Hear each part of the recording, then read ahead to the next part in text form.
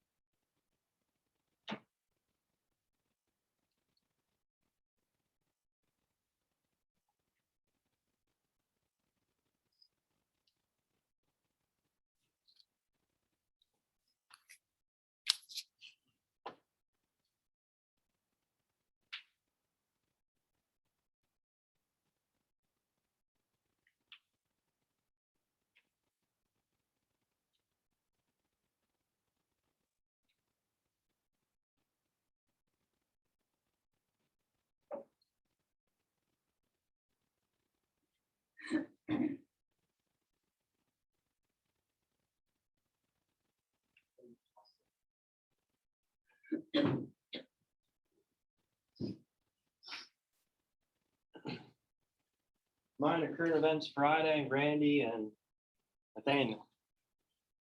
Okay. Give you another minute to finish up.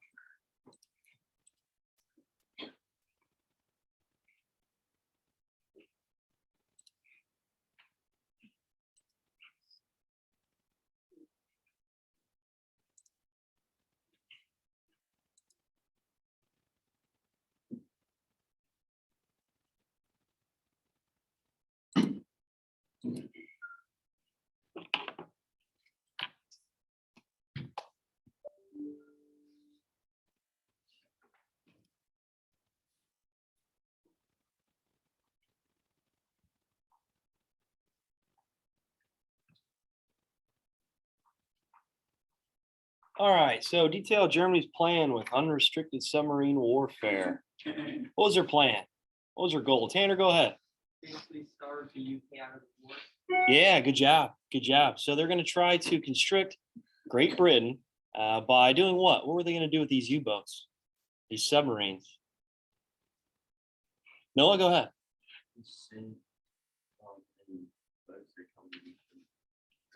Yeah, good job. Good job. We know Great Britain's a what? What is Great Britain? An island, right? Yeah, so they're limited to what resources and materials they have. So they need to survive, right? The only way they can survive is by the shipments of supplies coming into Great Britain, right? And that's why they expanded so much in the 1800s, even in the late 1700s, and colonized much really of the world in parts of Africa, Asia, and moving over into the Western Hemisphere. They needed these resources literally to survive. So Germany thought, well, we can use these submarines, these U-boats, because they're so hard to target underwater and see exactly where they're located to destroy any type of cargo ships coming to Great Britain.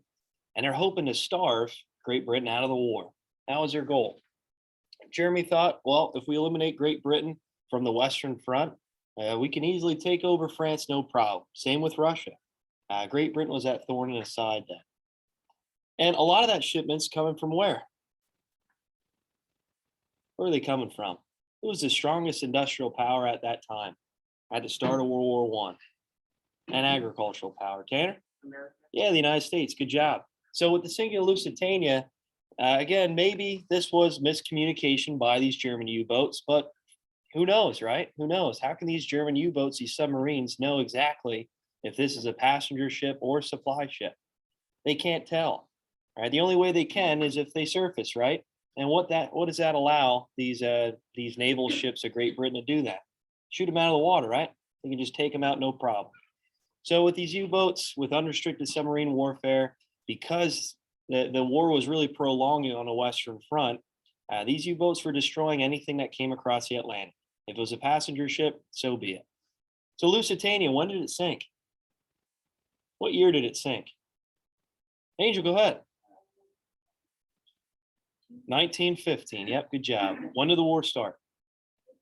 1914. Good job. So just a year after the war started, this Lusitania sinks. The United States joined after the sinking of Lusitania? Griffin? No, they did not. No, they did not. And how many people died? How many American citizens died in the sinking of Lusitania? Tanner? 128. 128. Good work. Yep. So with 128 innocent Americans dying in the sinking of Lusitania, here President Wilson has a decision to make already. All right, is he going to join the war, or is he going to stay out of it as long as possible? He actually decides to stay out of the war still. Okay, again, creating a lot of hatred towards Woodrow Wilson for this in the U.S. Teddy Roosevelt again, right? He might be a little bit upset yet from that loss in the 1912 election, but he was showing a lot of animosity towards Wilson. He's like, I can't believe we're not joining.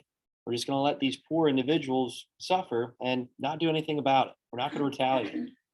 And eventually the U.S. will join, but that won't happen until what year? What year? Go ahead, Tanner. 1917.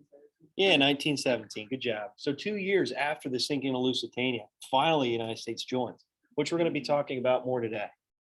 All right, is there any questions on the Lusitania? Where was it sailing from? Go ahead, Kale.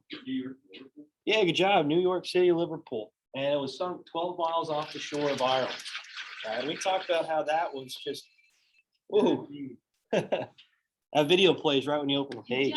Yeah, that happened to me yesterday.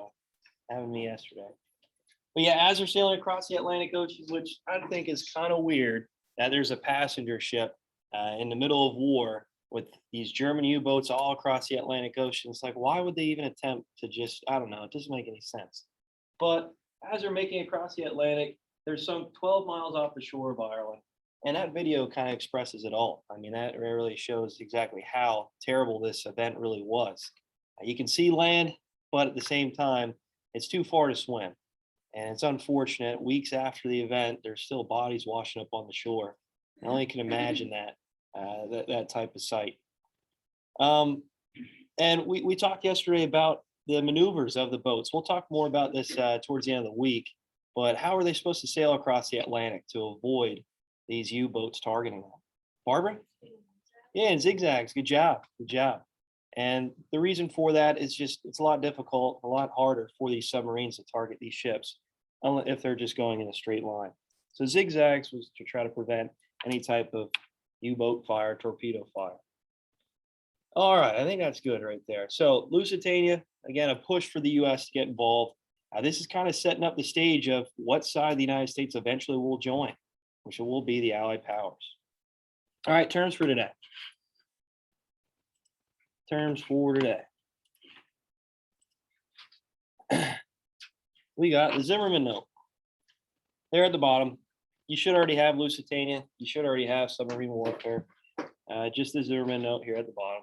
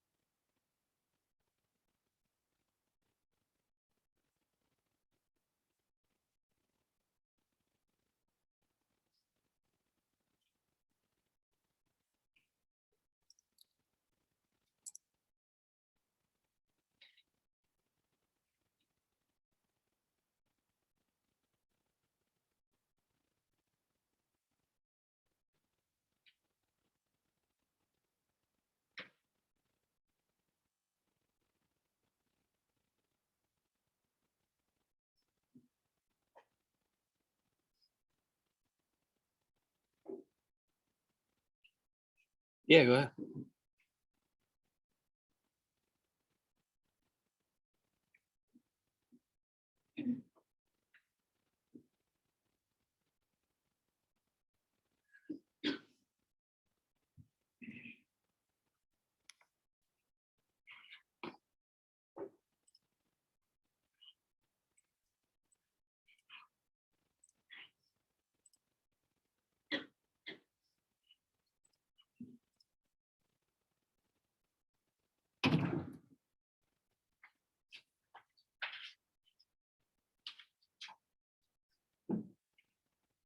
All right. Okay. So with the Zimmerman note, that is going to be the final straw for the United States to join the war. Okay. So here's a picture again of Lusitania. I don't know if I showed you this yesterday. Kind of looks like the Titanic though. And then the Sussex. I forgot to mention that with the bell ringer. The Sussex was a French passenger ship, again taken by unrestricted submarine warfare by the Germans.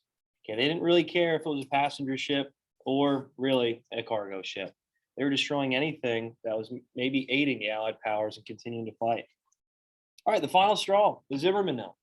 All right, so the Zimmerman note was something that was intercepted. This was a message, a telegram that was sent from Germany. Okay, obviously all the communications, like I mentioned yesterday, ran through London.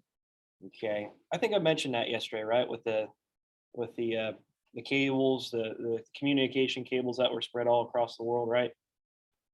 I talk about that. I think I did briefly. Yeah, so with Great Britain, as they're expanding in the 1800s, they wanted to make sure that they connect their territories back to home base, right? Back to the mainland, right? So they created and spent a lot of money on these cables that were spread all throughout the world, really. Okay, they were cables spread from London all the way across the Atlantic Ocean to the United States, to Africa, where their territories are located, to parts of Asia, India, Australia. And the reason for that is to make sure that there's swift communication, efficient communication between the mainland and Great Britain's territories. So Germany, they're doing their best to try to cut some of these cables for obviously the betterment of them in war. But also, Germany had to use these cables of communication for their own good. And the only way that they can send messages is by codes. Okay. Obviously, they just can't send what they're going to be doing to London, to Great Britain. Okay. Because that would be intercepted, no problem. All right. So it just goes to show really who had a clear advantage in this war when it comes to communications. It's definitely Great Britain. Even when Germany wants to send a message, maybe from the bottom of their country to the top, it's like, yeah, you could do a horseback or you could do it fast, efficient, right through London. Okay, but with that being said, they try to disguise their codes, disguise their plans. Okay, well, disguise their plans by using codes. And one of the codes that was intercepted was the Zimmerman telegram. Zimmerman, Arthur Zimmerman, he was the minister, pretty much like the prime minister of Germany at the time. And this message was intercepted saying that they wanted Mexico to actually start an uprising against the United States. Why do you think that Germany would want Mexico to attack the US? Griffin, go ahead.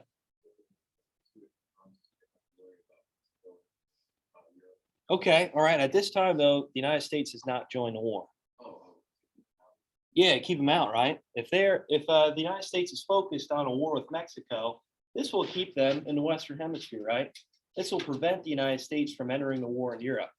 And that's what Germany's goal was.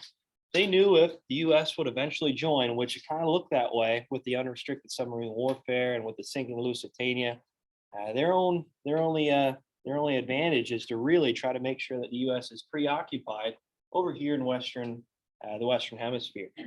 And the way that they're going to do that is by persuading Mexico, right? They said, well, if you help us out, well, we're going to give you, and eventually after we win the war, once we defeat, let's say, Great Britain and France in the Western Front, we will send our forces over to the Atlantic, into the Western Hemisphere, and fight the United States along with you. And eventually, when we do win that war, we'll give you back Texas, New Mexico, right, and Arizona as a way of communication, okay, and a way of help and benefit for that venture in war. We all know that Mexico had no stance against the United States, right? There's no way that they could win that battle, win that war. But for Germany, they were just making sure that they could try to keep the US out of this conflict. And the best way to do that is to have a conflict with Mexico in the Western Hemisphere, prevent the United States from entering a war in Europe. All right, there's a lot of conspiracies to this, though, right? Okay, again, who controls the communication? Great Britain. So a lot of people say that maybe Great Britain fabricated this message. Maybe they were just trying to push the US finally into the war.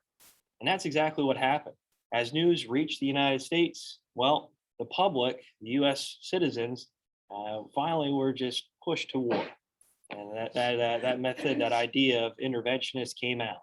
And Woodrow Wilson had no other decision to make, right? He had no other, I guess you could say, obstacle. This was finally the last straw. So the US will join, not after Lusitania, with 128 Americans dead, but because of the Zimmerman note, the Zimmerman telegram. And again, a lot of people are skeptical about this. Like, I don't know if this was really a true telegram. We all know that Germany probably didn't have a lot of communications with Mexico before this. Right? For the most part, there was really no communications at all. And what clear advantage would Germany get out of this other than maybe keeping the United States preoccupied for a short period of time? Nothing really, right? Nothing really. We all know that the United States versus Mexico in a war wouldn't last too long. So with that being said, a lot of people think that maybe this was a false code. But anyway, the US joins on the Allied powers, and finally, the United States in 1917 joins the war in Europe on the Allied powers. So hey, it worked, right? It worked.